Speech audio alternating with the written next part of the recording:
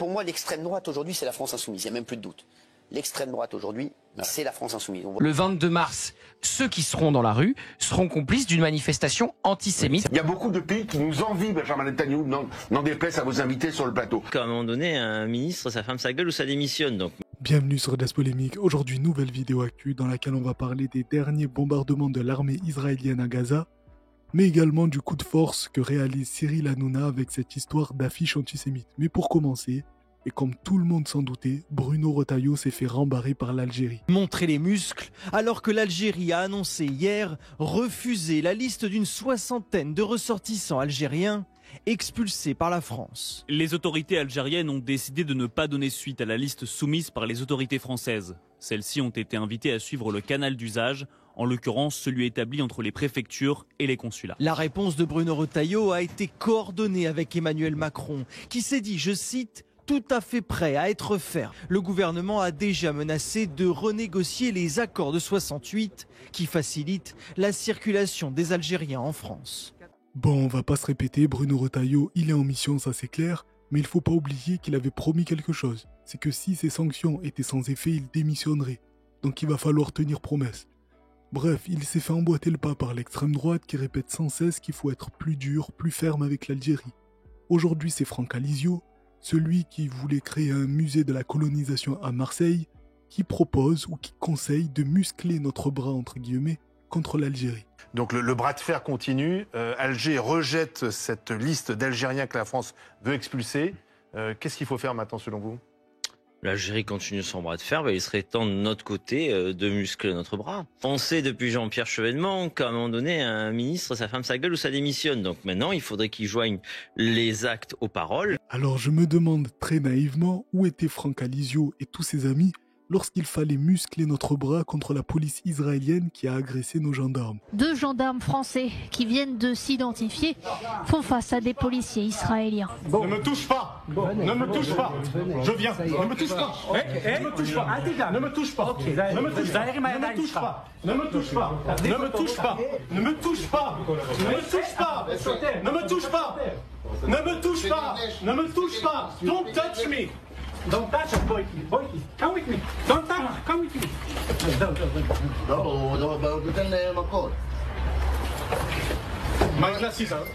Les 2 gendarmes sont arrêtés par la police israélienne avant d'être relâchés quelques minutes plus tard. Il n'en fallait pas moins pour provoquer un incident diplomatique. Et vous savez ce que disait le grand patriote Franck Alizio sur ce scandale ? Ben pas grand-chose. Il nous reste très peu de temps. On n'a pas beaucoup entendu le RN sur l'incident diplomatique de jeudi à Jérusalem, avec l'arrestation de 2 gendarmes français sur le site de pèlerinage de l'Éléona, domaine français. Pourquoi ce silence ? Ça vous a pas choqué ? Vous parlez de ce qui s'est passé à Jérusalem ? À Jérusalem, avec le ministre Jean-Noël Barrot. Je pense que Marine Le Pen a dû s'exprimer. Non. Vous en pensez quoi ? Écoutez, j'ai été plus marqué par ce qui s'est passé à Amsterdam, pour tout vous dire. Voilà. Ça vous choque pas que des policiers israéliens viennent arrêter des policiers français dans un domaine qui appartient à la France ? Moi, je considère qu'il faut que la France soit défendue de partout. Je reste plus choqué par ce qui s'est passé. Est-ce qu'il y a une difficulté, c'est trop compliqué de critiquer Israël sur ce fait-là ? Non, mais il n'y a pas de souci. Il n'y a pas de souci à critiquer Israël. Il n'y a pas de souci à critiquer M. Netanyahou. C'est la définition de faire prout. Le Rassemblement national défend la police et la gendarmerie uniquement quand elles doivent intervenir contre les quartiers populaires. Ils ont été prêts à rendre millionnaire un policier qui a tué un jeune de 17 ans parce que c'était un racisé. Mais quand il faut défendre nos gendarmes contre la police israélienne, ils bégayent. Bref, passons à Meyer Habib. À peine remis des boules puantes lancées lors du concert d'Enrico Macias, il nous a lâché un nouveau classique, écoutez. L'opération des beepers que tous les services ne voulaient pas faire a été une des plus belles opérations des services de renseignement au monde. L'Iran est extrêmement affaibli. Il y a beaucoup de pays qui nous envient, Benjamin Netanyahu, n'en déplaise à vos invités sur le plateau. Et jusqu'à nouvel ordre, il a gagné les élections. Voilà, alors comme ça, tous les pays vous envient Netanyahou. Il va falloir nous donner la liste, monsieur Habib, parce que spontanément, comme ça, je n'en vois pas un seul.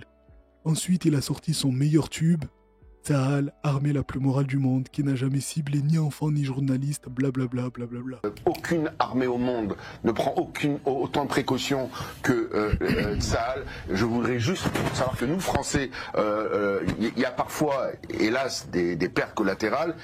Ça existe dans toutes les guerres du monde, mais aucune, et je le dis aujourd'hui, aucune armée au monde ne prend les précautions que prend Israël. Et jamais Tsahal n'a ciblé délibérément un journaliste ou un enfant. Jamais. Ce qui est assez curieux, mais surtout malheureux, c'est que quelques heures plus tard, comme par hasard, Tsahal rompait le cessez-le-feu et déclenchait de nouveaux bombardements sur qui, à votre avis? Ben, principalement sur des civils, dont de nombreux enfants. Une fois de plus, le bruit sourd des explosions. Depuis le début de la trêve le 19 janvier, c'est la première fois que Gaza est autant visée par des frappes israéliennes. Dans un communiqué, Israël assure que ses opérations visent le Hamas. Dans la bande de Gaza, les victimes sont nombreuses. Des civils, hommes, femmes et enfants arrivent par dizaines dans les hôpitaux. Certains sont transportés dans des calèches. Presque toute ma famille est morte. Notre maison s'est effondrée sur nos têtes. Ils continuent de sortir les gens des décombres. Ces frappes ne seront pas les dernières. Le gouvernement israélien prévient que les opérations militaires contre le Hamas vont s'intensifier dans les prochains jours. Et bien sûr, qui a été reçu dans l'heure pour venir faire du nettoyage en communication? Ben, Olivier Rafovitz, le porte-parole de Tsahal, dont CNews s'est empressé de relayer la propagande. Tsahal a frappé des cibles du Hamas parce que le Hamas préparait de nouveau des attaques terroristes contre des éléments israéliens autour de la bande de Gaza. Nous avions des indications très précises sur ses préparatifs et sur ses volontés d'attaquer. Le Hamas qui menace la vie des otages israéliens, que dites-vous?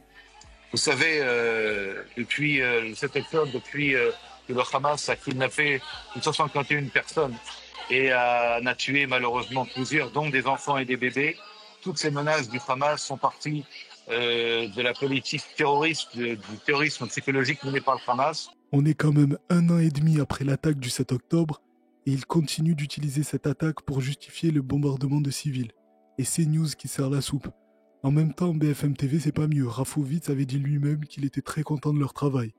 Et dans la politique française, c'est encore pire, regardez le niveau de soumission. Cette photo suscite la polémique sur X. Elle a été postée par Caroline Yadan sur le réseau social. On y retrouve les députés Ensemble pour la République, Prisca Thévenot, Gabriel Attal et Guillaume Kasbarian. La députée de la 8e circonscription des Français, établie hors de France, légende la photo en déclarant « Nous étions ce matin à Methoula, ville frontalière du nord d'Israël, pour rencontrer son maire David Azoulay. » Mais qui est ce David Azoulay? Eh bien, c'est donc le maire de Methoula et en décembre 2023, il a dit ça. Il faut vider la bande de Gaza, l'aplatir, comme à Auschwitz, en faire un musée pour que le monde entier puisse voir ce qu'Israël peut faire, que personne ne vive dans la bande de Gaza pour que le monde entier puisse le voir, parce que le 7 octobre a été quelque part une deuxième Shoah. Une phrase qui avait à l'époque été condamnée par le musée d'État d'Auschwitz-Birkenau en Pologne. Le porte-parole du musée avait qualifié cette déclaration d'appel au meurtre et demandé aux autorités israéliennes de prendre des sanctions contre l'édile. Alors il fricote avec des responsables politiques qui appellent au génocide, et ce sont les mêmes qui viennent donner des leçons de moralité en France. C'est le monde à l'envers. Et justement, ce monde à l'envers, il arrange Cyril Hanouna, qui peut déclarer qu'aujourd'hui, LFI c'est l'extrême droite, et que lui et Pascal Praud ne sont pas racistes. Répondre à la LFI sur cette affiche une fois de plus. La LFI, vous savez, c'est pas parce qu'on aime la France, qu'on aime les Français, et qu'on veut jouer pour notre pays et non pas contre notre pays, qu'on est raciste, bien au contraire. Pour moi, les racistes... Pour moi, l'extrême droite aujourd'hui, c'est la France insoumise. Il n'y a même plus de doute. L'extrême droite aujourd'hui, c'est la France insoumise. On voit leur méthode. Aujourd'hui, l'extrême droite, c'est la France insoumise. Donc... Il faut du culot pour affirmer ça. Mais quand tu as d'anciens collègues de LFI qui disent eux-mêmes que l'affiche sur Cyril Hanouna est antisémite, c'est compliqué ensuite pour les insoumis de se défendre. Parce que moi, j'ai été 20 ans prof d'histoire. L'affiche du juif Sousse, je la montrais, d'accord, à mes élèves en lycée professionnel. Pour leur montrer ce qu'est une caricature antisémite. Si personne ne voit qu'un personnage dans le noir, dans l'ombre, qui surgit, grimaçant, qu'un gros nez, des grandes oreilles, ça évoque. Là, je me dis, franchement, c'est une absence de culture. Et à gauche, on a de la culture historique. Soit, j'ose pas l'imaginer, à droite aussi. C'est un sale type, celui qui l'a fait, s'il l'a fait en conscience. Et vu que moi j'ai été aussi écarté de la France insoumise, mais je veux pas régler des comptes soi-disant maintenant, fallait des gens plus professionnels avec des responsabilités. Je pose une question, qui est responsable? Oui, parce que vous dites un seul type, mais il y a toute une chaîne de validation. Voilà. J'imagine qu'on ne publie pas une affiche. Parce qu'il y a aussi soi-disant, donc j'invite. Moi, j'ai plus la possibilité. Non, mais non, mais votre hypothèse, c'est quoi? Est-ce que derrière, Sofia Chico est responsable de la communication. Manuel Bompard, il est responsable de tout. Il m'a même exclu ça. Donc ils sont responsables de tout. Qui rendent des comptes. Alors, est-ce qu'il le pense vraiment ou bien est-ce qu'il veut se venger des insoumis? Je sais pas. En tout cas, ça donne encore plus de poids à l'extrême droite qui surfe sur cette polémique pour aller encore plus loin. Ils ont décidé tout seuls, comme ça, que tous ceux qui participeraient à cette manifestation contre l'extrême droite seraient de fait des antisémites. Donc maintenant, il faut dire les choses clairement, et c'est le dessin de Plantu. Le 22 mars, ceux qui seront dans la rue seront complices d'une manifestation antisémite qui a appelé à un rassemblement avec des visuels antisémites. Et Plantu a très bien résumé. C'est devenu une manifestation antisémite. Exactement. Donc tous ceux qui y vont iront en pleine conscience de cause. Et vous aurez des gens qui ont été mis en cause par SOS Racisme. Comment manifester contre le racisme quand vous êtes mis en cause par SOS Racisme? Et il faudra être attentif. Bientôt ne pas être raciste sera antisémite. Non mais plus sérieusement, ils vont trop loin là. Et comme je le disais en début de vidéo, c'est un coup de force de la part d'Hanouna qui par là envoie un message à tous ses futurs détracteurs. Si vous me critiquez, vous êtes antisémite. Et ça s'étend à toute l'extrême droite la plus dure. Parce que le problème pour lui, ce n'est pas uniquement son affiche, c'est même les autres où il n'apparaît pas. Alors je vais vous dire, cette manif, ça devient une manif antisémite. Bah oui, complètement. Donc c'est une manif antisémite. Donc j'aimerais bien savoir qui va aller à la manifestation antisémite. Et je vous mets mon billet qui aura la caricature extra. Mais regardez, franchement. Bien sûr, t'as raison. C'est une grave accusation. Non mais là c'est de la diffamation. Bien sûr. La députée LFI Alma Dufour, samedi, faites partir les racistes et les fascistes. Qu'elles soient au RN, au gouvernement, dans les médias, à l'Assemblée, envoyer un message à l'extrême droite. Non mais vous vous rendez compte. Les faire partir où en fait? Dans les urnes, dans notre pays? Non mais si, les faire partir du pays. Ouais, c'est ça. Vous vous rendez compte ou pas? Non, est-ce que vous vous rendez compte de la gravité pour Marine LePen, pour Bruno Retailleau, pour Pascal Pro qui n'a rien à faire là, Pascal. Il n'a rien à faire là. Bien sûr, il n'a rien à faire là. Tu restes là aussi. Pourquoi ils t'ont enlevé? Bien sûr. Et même si on réfléchit bien, quand on dit de quelqu'un, il est parti, en général, c'est qu'il est mort. Oui, exactement. Faites-les partir, c'est quelque part. Non, il a raison. Il a raison. Il y a des abrutis qui peuvent faire ça, bien sûr. J'espère qu'il n'y aura pas beaucoup de monde à cette manif. Il faut partir de l'Assemblée. Non. Il est à l'Assemblée parce que les deux. Et alors, il est à l'Assemblée Bruno Retailleau, il n'est pas député. Alors, arrête de dire des bêtises. Voilà donc le problème, c'est pas l'interprétation antisémite qu'on pourrait avoir de son affiche, c'est la manifestation en elle-même. Parce que qui peut dire sérieusement que Retailleau, Le Pen ou Pascal Pro ne sont pas d'extrême droite? Regardez encore hier, Pascal Pro était en boucle sur une polémique liée au Ramadan pendant un match de Ligue 1. J'avance sur des œufs parce qu'il y a suspicion de blessures, de fausses blessures provoquées par un joueur angevin pour arrêter le match et pour permettre la rupture du Ramadan. Mais si c'est le cas, c'est très grave, parce que le joueur aurait dû être expulsé, à ce moment-là, parce que fausse blessure, t'es expulsé. Le score du match doit être remis en cause, la Ligue nationale, qui doit faire une enquête, mais tout avait été organisé avec l'aval peut-être des délégués, c'est en tout cas ce que dit le commentaire du match. Donc le dénommé Abdelli, qui est à terre, il se blesserait tout seul, vous l'avez revu, cette image, tout seul. Et on n'a pas vraiment l'impression qu'il se blesse. Donc, il y a suspicion, je n'accuse personne. Mais manifestement, tout ça est organisé. Donc, tout ça est organisé derrière le dos de la Ligue, avec pourquoi pas un joueur complice, des délégués complices. Ce sujet me paraît très intéressant, si vous me permettez, parce que je vous dis, là, il y a des sanctions. Le joueur qui fait fausse blessure, c'est expulsion et pourquoi pas sanction. Le club d'Angers, c'est également sanction. Là, ça ne rigole pas. Donc... Alors mon avis personnel, c'est que Pascal Pro est peut-être islamophobe pour le coup. Parce que le joueur en question a répondu sur Instagram, regardez. Tellement fait exprès ma blessure que je ne peux pas rejoindre et jouer pour ma sélection nationale à bon entendeur. Voilà. Donc la blessure n'était pas une fausse blessure. Donc là, ce que devrait faire quelqu'un de normal et de digne, c'est s'excuser. Mais Pascal Pro ne le fera jamais. Et son copain Hanouna, c'est pas mieux. Il a surfé sur la même polémique, mais bizarrement, ses chroniqueurs ont eu un éclair de lucidité et n'ont pas réagi comme ils le souhaitaient. Regardez comment il est déçu. Rencontre de Ligue 1. Samedi, la rencontre entre Angers et Monaco a été brièvement interrompue après 15 minutes de jeu pour permettre aux joueurs musulmans pratiquant le ramadan de rompre le jeûne. Regardez.